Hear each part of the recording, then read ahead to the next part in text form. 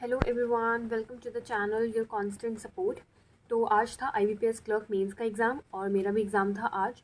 तो मैं लेके आई हूँ अपना एक मिनी सेल्फ एनालिसिस जो भी एग्ज़ाम में क्वेश्चंस आए थे और कैसा एग्ज़ाम का लेवल था, मेरा एग्ज़ाम कैसा गया, मैंने कितने अटैम्प्ट करे, कितनी एक्यूरेसी के साथ करे। तो आज की वीडियो में हम ये सब डिस्कस करेंगे।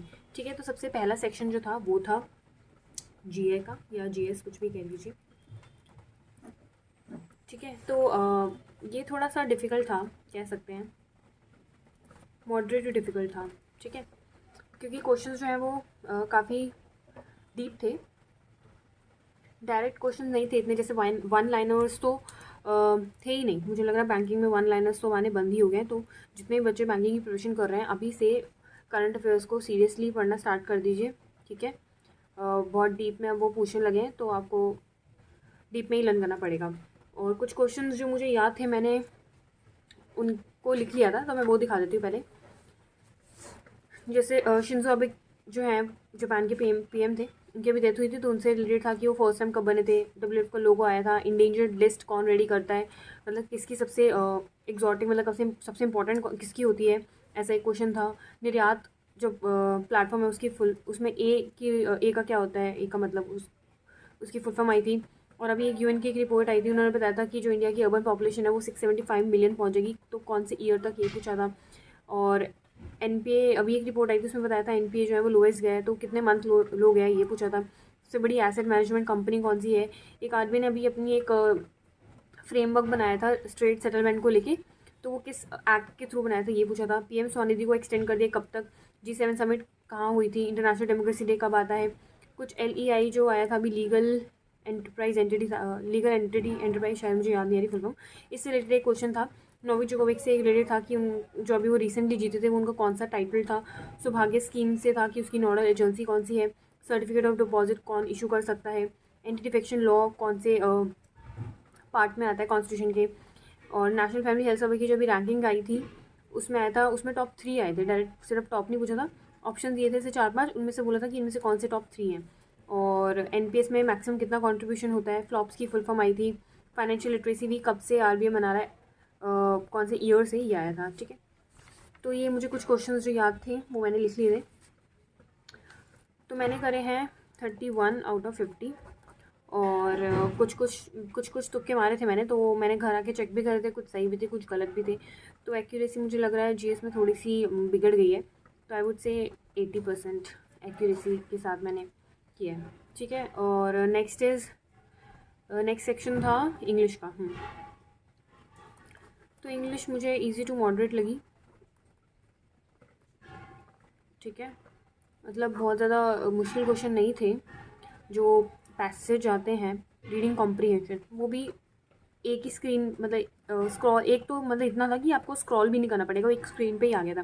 तो आप समझ सकते हैं कि वो कितना बड़ा पैसेज होगा। ठीक है, छोटा सही था। और जो उसके क्वेश्चन थे वो भी इतने डीप नहीं थे, आप बस एक बार अगर आपने पढ़ भी लिया तो आप आंसर्स कर सकते हो। तो ऐसे 2 पैसेजेस थे और पैरा जंबल था। और एक स्टार्टिंग के जो क्वेश्चन थे वो ऐसे थे, जैसे आपको एक सेंटेंस दिया हुआ है कॉन्टिन्यूस 3 लाइनों का, उसमें 4 से 5 ब्लैंक्स थे और यहाँ पे 5 ऑप्शन दिए हुए, तो इन 5 को फिट करना था। तो मुश्किल नहीं थे, ईजी थे। और वो जो मैच वाले आते हैं, जैसे यहाँ पे दिए होते हैं और यहाँ पे दिए होते हैं, तो ये सेंटेंस किसके साथ लिंक करेगा, ऐसे कुछ था।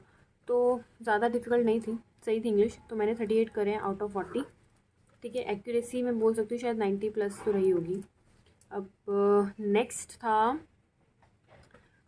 रीजनिंग का था नेक्स्ट सेक्शन। और इस बार रीजनिंग में ना थोड़ा सा डिफरेंट था, उसमें सेक्शंस बटे हुए थे, सेक्शन A और सेक्शन B।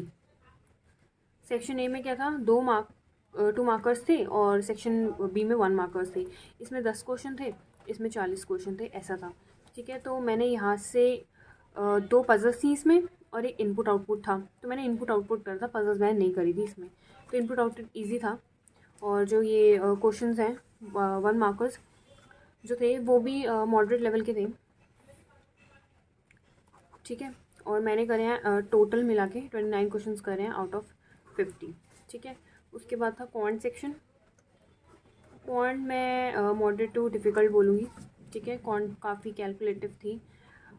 उसमें एक लास्ट में एक दिया था, कुछ था कि जैसे कंपनीज़ हैं और वो चैरिटी कर रही हैं एनजीओज़ में, तो ए में, बी में, सी में, डी ऐसे कुछ था कि इनको वो चैरिटी दे रही हैं। तो जो नंबर्स थे वो काफ़ी कैलकुलेटिव थे, तो मेरा काफ़ी टाइम चला गया। और उसके बाद जो क्वेश्चन थे वो भी काफ़ी लंबे लंबे थे, ये नहीं कि बस बहुत ईजी क्वेश्चन नहीं थे कि आपने इतनी कैलकुलेशन करी उसके बाद आप डायरेक्ट क्वेश्चन कर लो, नहीं, आपको यहाँ भी काफ़ी कैलकुलेशन करनी पड़ेंगी। ठीक है, और जो एक और डी है, मैंने एक पाई चार्ट करके भी दी थी, वो मैंने नहीं करी, और एक और डी थी मुझे याद नहीं रही, मैंने वो करी थी, बट कुछ क्वेश्चन ही करे थे उसके। और ओवरऑल क्वांट में मैंने करे हैं आई थिंक 22 क्वेश्चन करे थे। हाँ, आई थिंक 40 आउट ऑफ 40 होते हैं, 50 होते हैं, मुझे याद नहीं आ रहा, सॉरी। तो मैंने 22 करे थे क्वांट मॉडरेट डिफ़िकल्टी। तो मेरे जो टोटल हैं वो 126 अटैम्प्ट्स हैं। ठीक है, और पेपर का ओवरऑल अगर हम लेवल बोलें तो मॉडरेट था। ठीक है, अब कट ऑफ आप लोगों को पता ही है कि 100 में से आती है। ठीक है, तो लास्ट ईयर 44 गई थी दिल्ली की, मैं दिल्ली से अप्लाई करती हूँ, तो इस बार का अभी मुझे आइडिया नहीं है कितनी कट ऑफ जाएगी। सीइंग द डिफ़िकल्टी लेवल थोड़ी पिछले साल से तो मुझे लग रहा है कम जानी चाहिए थोड़ी, और कंपटीशन भी बढ़ रहा है तो कुछ कह नहीं सकते हैं। तो ये था मेरा एक मिनी एनालिसिस। आप लोगों ने भी अगर एग्ज़ाम दिया है तो आप लोगों ने कितने अटैम्प्ट करे हैं मुझे ज़रूर बताना कमेंट सेक्शन में, कि कौन सी स्टेट से अप्लाई किया और कितने अटैम्प्ट करें विद हाउ मच एक्यूरेसी। ठीक है, ये ज़रूर बताना। तो बस आप अगर लोगों को अगर कोई भी डाउट है तो आप मेरे से पूछ सकते हैं कमेंट सेक्शन में। ठीक है, बस पढ़ते रहिए, तब तक के लिए बाय बाय।